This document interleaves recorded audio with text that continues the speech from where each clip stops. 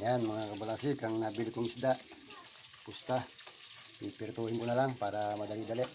Nalinis ko na to. Hindi ko na ipinakita ang paglilinis. Simple lang naman ang paglilinis niyan. Binabaran lang ng konting asin.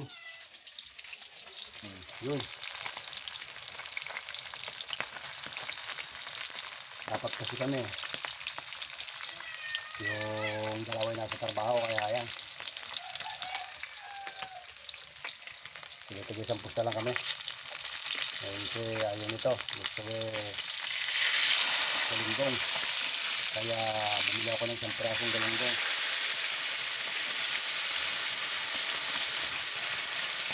Ito, isang piraso. Bumili ko. Para ang price niyan ay 10. Isang piraso niyan. Mga tipid-tipid.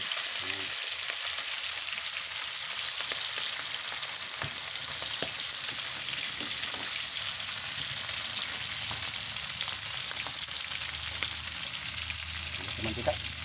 Hindi lang sip.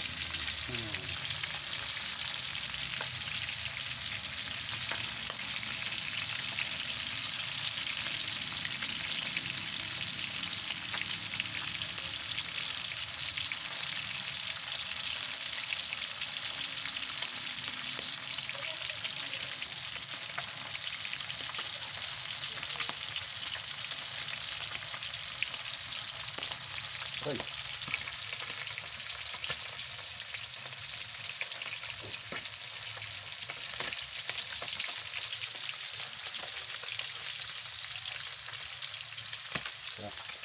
Loko sa lemon, mailagay sa tubig para maganda-gandang inumin.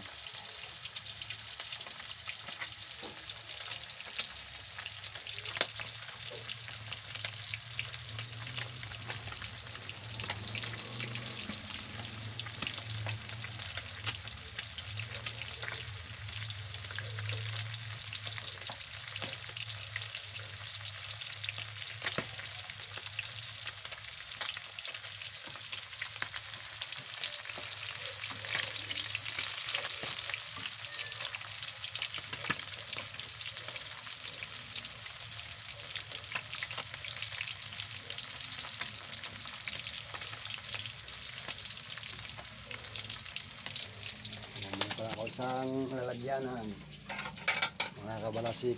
Ayan. Ito natin siya ilalagay pagkapo ito. Ayan.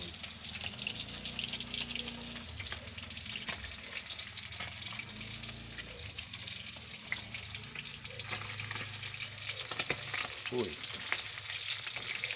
Bilis maluto. Bilis maluto ang luwagang galunggong.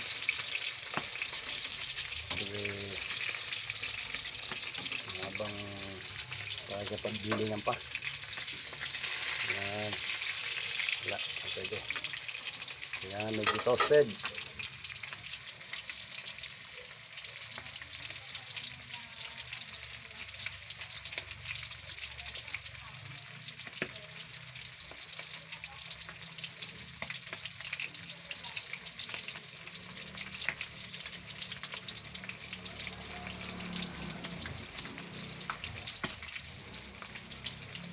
Bukas nga pala ilalaban namin yung manok ng aking kapatid sa manggahan. Cockfight. 2.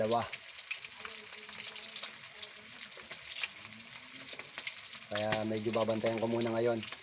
Monitor ko muna ngayong maghapon ang kilo sa galaw para siguradong magandang magiging trabaho bukas.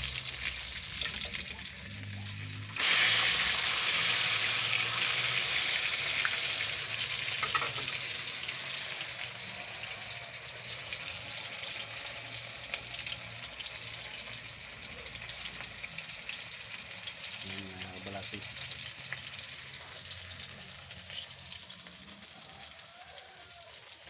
Babalatan ko lang muna itong aking kamote at sasama ko na sa prito.